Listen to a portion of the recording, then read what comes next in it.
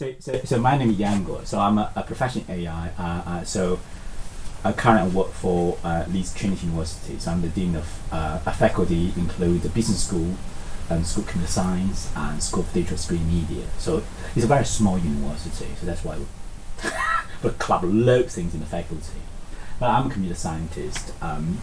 So I worked for bigger like a university faculty. Like I used to be the faculty in Coventry Business School, Coventry, before I moved to the university about 2 years ago. Let's focus on the research aspect. So I'm really interested in how to apply AI and machine learning techniques in applications. So I'm really interested to work with industries and that was KTPs, apply AI in, for instance, business analytics, marketing, and indeed teaching. So how do we provide using AI technology to learn from students' experience and identify those patterns and then provide the personalized support for our students? That's very much key and something I'm really interested to do. But that's not what I'm trying to do today. So today really I want to focus on a specific area that I develop interest with my colleagues. So in Coventry, we have a really strong sports science school. And so there are lots of data being generated in the area. It can be grassroots football. We have a lot of grassroots football clubs in Coventry. And there are lots of data being generated and they want to does it make sense from AI technology perspective? So that's where we did a lot of work, and also we done some work with external company in terms of in area swimming, a bit like Fitbit, if you like, how to track people's behaviors, patterns in swimming pools, etc. So those are the areas we've done lots of work. So today's presentation or conversation rather, I just want to mention a little bit. I think it will be really odd I don't mention about generative AI and how that be used for for teaching, and briefly mention about two small projects I did and then perhaps spend more time on one of the projects I've just mentioned, swimming project, and have a discussion. Okay, so I'm going to start with this. So I'm right nervous when Liz invited me to this presentation because I thought fashion. I actually talk to colleagues. I actually go to a dictionary and try to search what does fashion means. Set the trend and style, and so I actually go to one of the generative AI tools and trying to ask them to generate a picture for me to demonstrate the use of AI in fashion with a background in a background image of a London College of Fashion. So this is kind of my image generated for me. I thought pretty good. That's pretty good. Yeah. So I think I've been going to events all the time. It's really difficult to go to any events, not conference, any events, conferences, events, gathering, networking events. Nowadays, really difficult to go to any event without AI being mentioned. It's just everywhere. And some colleagues ask me, do you think it's something that will go away? No, it will not go away. It will stay. And I think it will. For me, it will change our teaching, our profession, change our lives, change society profoundly. Personally, I think I'll compare that to the time we invent electricity and internet. So it really genuinely will impact us, and I'm really glad that we have this conversation. So how can AI, what can AI do for fashion industry? I think it's really interesting that when I read recent articles, you will think that ChatGPT generate content for you, but actually the most part of the part of the things that people use to generate AI is actually generate new ideas, and I do that. Whenever I don't know, try to give a speech for my faculties, or try to think of some idea, I'll go to ChatGPT just to inspire me to get some ideas. So lots of people doing that, and that really surprised me. But also automations. There's a lot of repetitive work we're doing in our areas, dare I say, including in fashion as well. How do we make sure that AI can replace those very repetitive manual tasks and minimize human errors and leave us to be more creative? Let's focus on the creativity. And also, clearly, what AI is really good at is the recognize patterns, and based on the historic data, you can produce predictions. That's what they're really good at. And personalized fashion, how good is that? If we all have our personal style and make that personal recommendations, and AI is really good at that. I mentioned that before. That what we're trying to do for education perspective, from education perspective, is we're trying to create in an ideal world a profile for every single our students, so you identify those areas we can perhaps spend more time to support students, so that what we call personalized support, and that will be the category for me. And similarly apply to fashion as well. No, we are not. We can't be 24/7 as a human provide support, but a robot can. There are many universities start using chatbots for their students. Actually, recently I started a project, collaborate with a professor in Sydney. What they're doing is just absolutely amazing. They create a robot cognitive, just name the project name.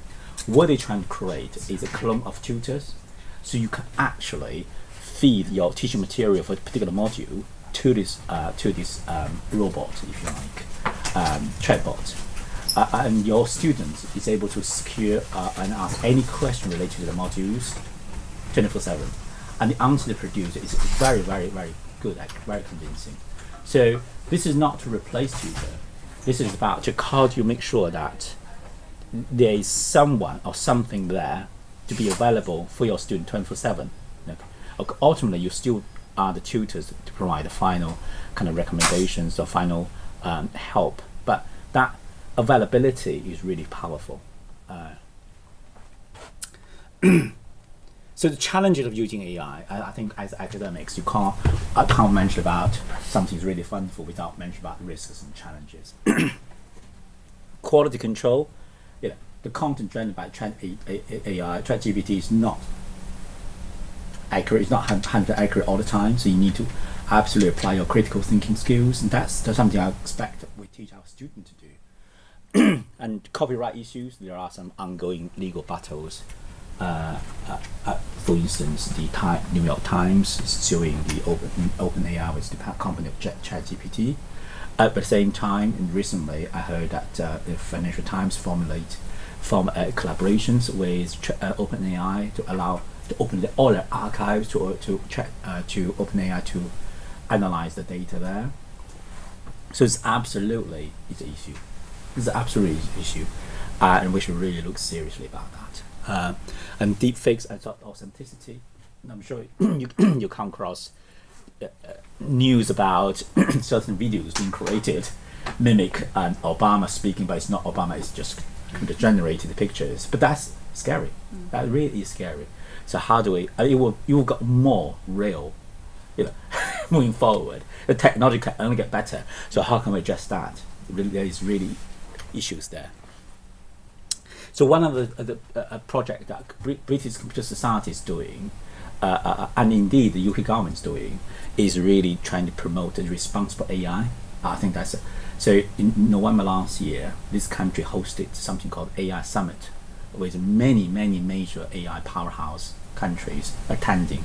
So and there was a declaration being announced, agreed, and there will be another events happening next year as well.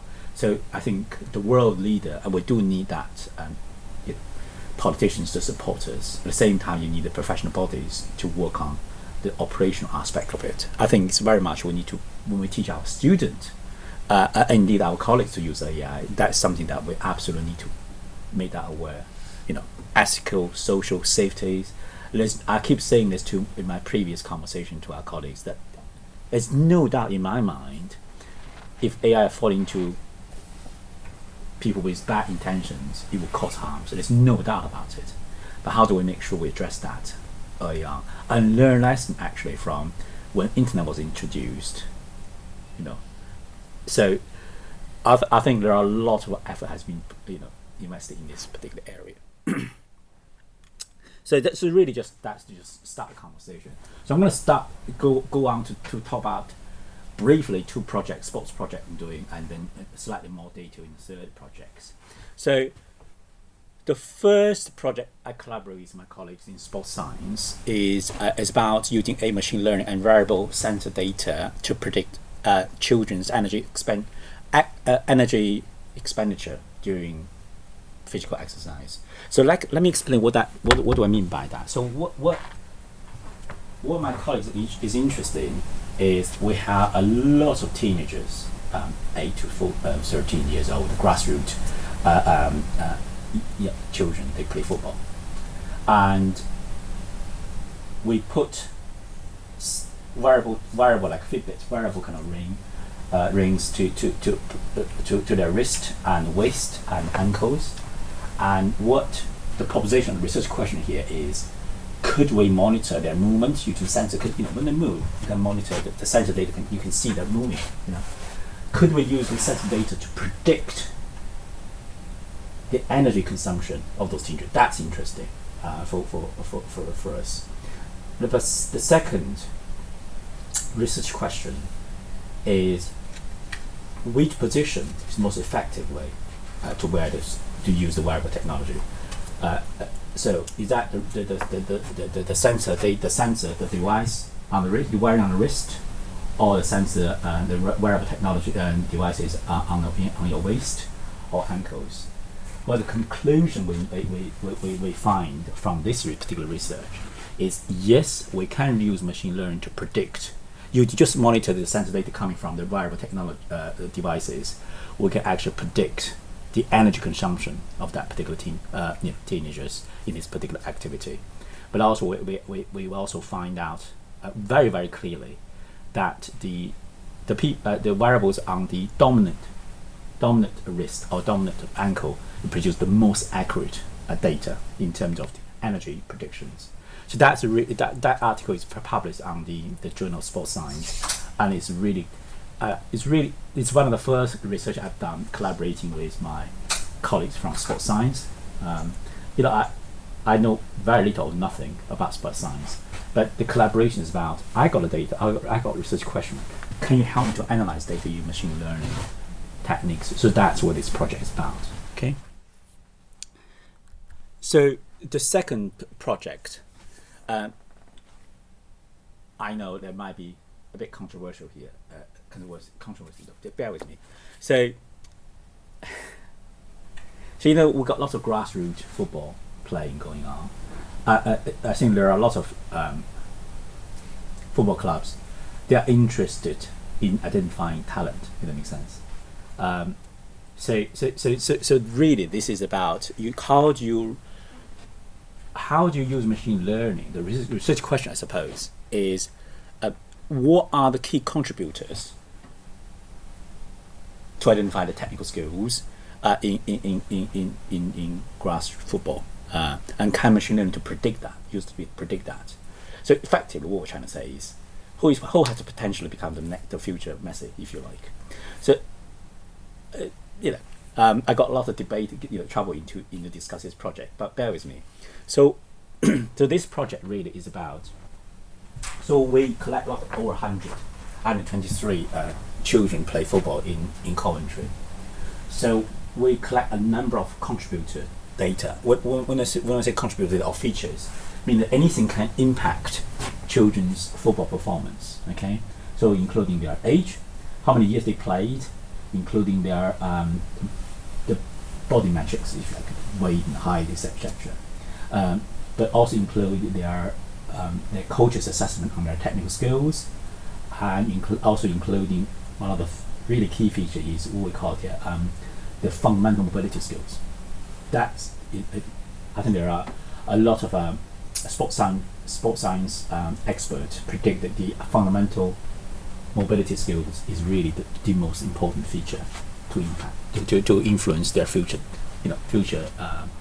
talent in football. But there's no data or no scientific data to prove that, and that really is what it's about. So we, and also, how do you measure their performance? That's another thing that we we struggle. So we use a published approach published in a journal paper called a dribbling test. So the way we measure in this particular context, so how do you measure people's football skills? So we're using dribble test.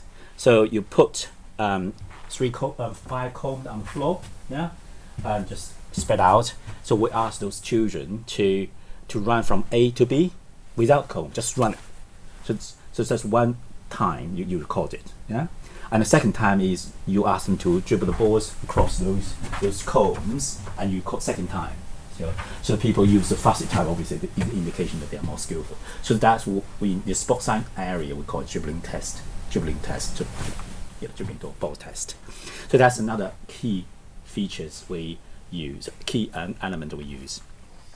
So we use all those, we use machine learning approach. We're trying to using the way of elimination. So trying to eliminate each contributor factors and to see which one have the most influence in the outcomes, the end result. And based on our experiment, it shows very, very clearly that the fundamental mobility skills is absolutely the most influential in term to contribute towards their performance. In this case, dribbling skills. Yeah. So that's we absolutely proved, and also we also proved that the machine learning can absolutely be used to predict their technical skills in this particular experiment.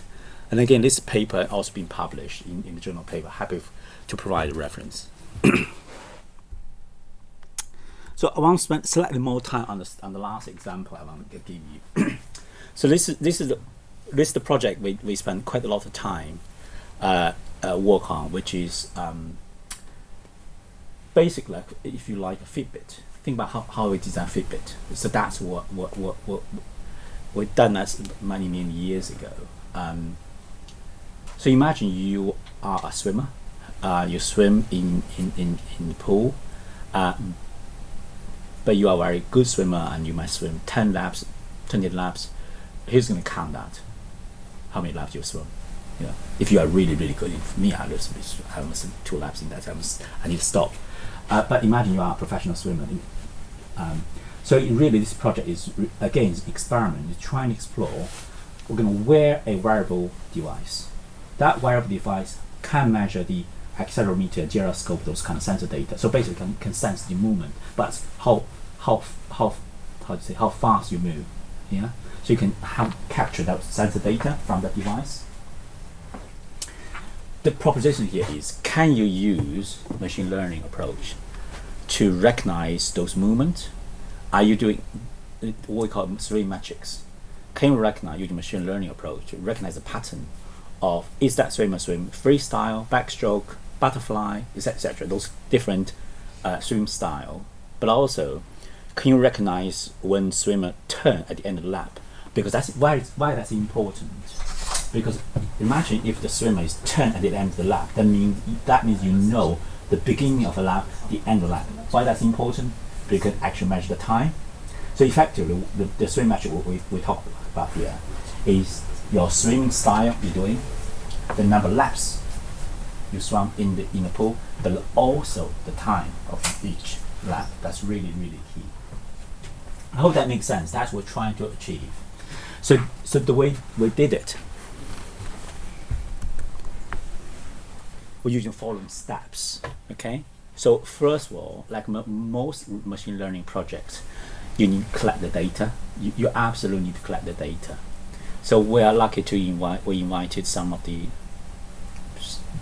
semi-professional swimmers volunteer to swim for us, wearable devices rather, and we also record the whole process. Let me explain why do we need to record the process. Because imagine you're wearing the devices.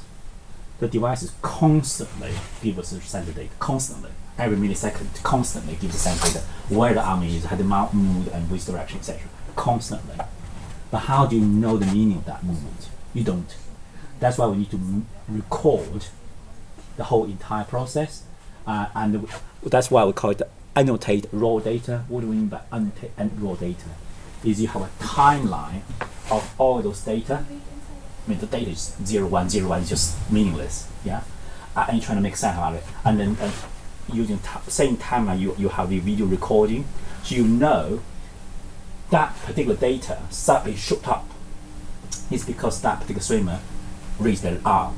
So, do you see what I mean? We're trying to sync the raw data with the meaning of the data, so you need to tag it. That's what we call annotating the raw data, and then sync, make sure the timeline aligned. Okay, and you're trying to illuminate or get rid of all the noises, because also noises, noise from the water, noise from other swimmers. You have to make sure that you focus on what you're trying to do, and trying to identify the features. Remember the previous example I talked about the football. The key features are, I don't know, how many times they play, how many people times the body mass or height. They're all to do with that's the features relevant to that particular project. Now, in this context, the features is that way, that sensor way. Okay. So, and also we're trying to explore different machine learning algorithms. There's so many machine learning algorithms. So we have a good idea. Typically, certain algorithm is suitable for certain problems, but you just need to try it out. So we're trying all those to see which one have the best performance. Okay, makes sense. So, oh, I did close that. Sorry, it happens all the time. So this diagram means nothing. Okay, so let me explain. So remember what I talked about the sensors coming from the device. Yeah. So we want to have a visual way to represent those data, because otherwise it's just 0, 1, 0, 1, 0, 1. That means nothing. So those we pop those data, those sensor data come out to this dimension diagram, so you can see the changes happening. Yeah. So when any particular movement happening, so the length will become wider. Does that make sense? That's what effect that we're trying to represent. Okay. So here, what we're trying to do is trying to identify arm stroke. It doesn't matter what style you're doing. Is your arm moving? That's what we're trying to identify. And the end point, when you reach the end, is where you finish that arm stroke. It makes sense. So that's what we're trying to do. And then we'll move on to see turns. You know, when you swim from the end of the pool, you turn. Yeah. Clearly, your body have different movement. But think about the professional swimmer. It's different. It's specific style they turn. Yeah. So we identify this endpoint. That's where they turn, because we can see. Remember, we talked about the labeling and the sync the data. We got the videos available, so we know exactly where they turn and compare that to the data. Okay. And this is interesting. So we're also trying to identify different stroke types and then their impact on the variation rate of the stroke. So this is a diagram for butterfly motions. So as you can see, butterfly it demonstrates the most varying rate of acceleration. So basically, very fast, very dramatic, effectively, and you can see that from the real data. Okay, if you compare to the next stroke, so backstroke have the least variation, so it's very stable in terms of variations. Okay, and this is a breaststroke has the most consistent. The very consistent. The variation is of acceleration is very low, and the freestyle also is very similar to, I must say, very similar to butterfly. Also have a high rate of acceleration, and we put them together. This is a method to put them together. You can see, bear with me that we're never going to rely on human eyes to recognize difference. We rely on using machine learning and computer to recognize the differences. But even by few human eye, you can see slightly the difference in terms of variations and the speed of acceleration, etc. So we'll put them together, plot them together. You got the medley of 4 different styles. You're starting with butterfly here, and the breaststroke is very stable, a little bit stable, and you got backstroke, and then you got freestyle, very similar to butterfly. Makes sense, yeah. So that's what we're trying to do. We also trying to identify which particular features tend to be confusing. When we say confusion metrics, we meant which two features, some are very similar, sometimes may likely confuse the computer. In fact, that's what we're trying to say. So ideally, we want this to be as high as possible, and we want to all this data to be zero if that's possible. That's what we're trying to do. Okay, so if you can look at this data, we want this data to be zero, but it's not zero. It's quite high. What does it mean? That means turning. This start you probably can see turning and swimming. Can you see? I've put it here swimming. This turning, swimming and turning are very similar. That's why I have a high confusion number. So the higher number that means those two features are very similar. Machine learning get confused about those. Yeah, so it makes sense because when people start turning from the end of the pool, your leg is moving, your hand is moving, so it feels like very similar to swimming, isn't it? So it does make sense. And resting and swimming also are very similar. Because when people are resting, it's not just that's something you do, kind of trying to, survive, float. Yeah, and here, turning and resting, see that also have some numbers, but despite those confusion, our initial experiment has generated 90% prediction rate. Is pretty good, so we can absolutely identify if a swimmer is swimming butterfly, freestyle, backstroke, and what's the other one? And also the resting and the time, etc. So pretty good.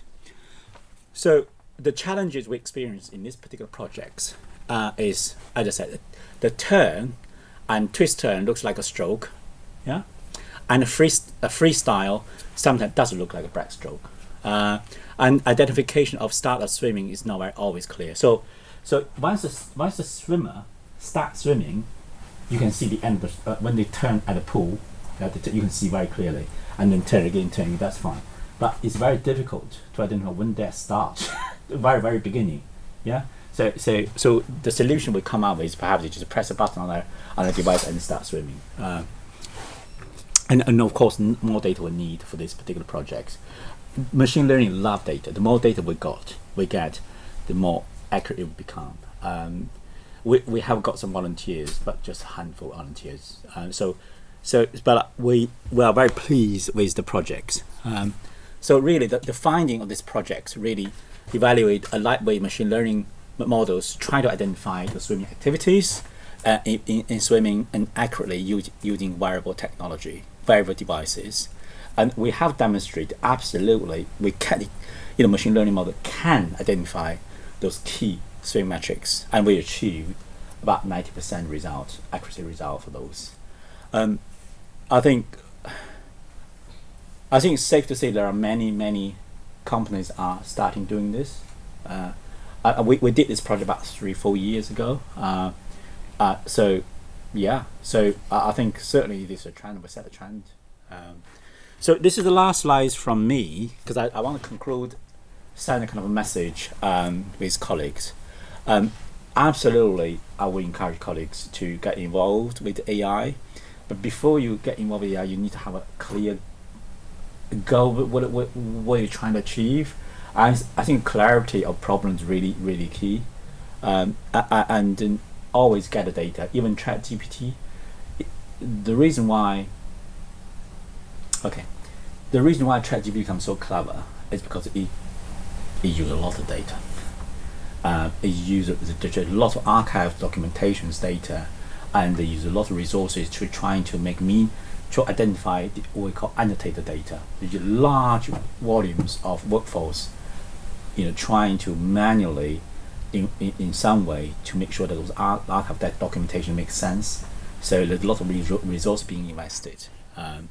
So for me, we need data and also choose the right AI tools and platforms. Like I said earlier, there are so many platforms and so many tools. ChatGPT is only one of those.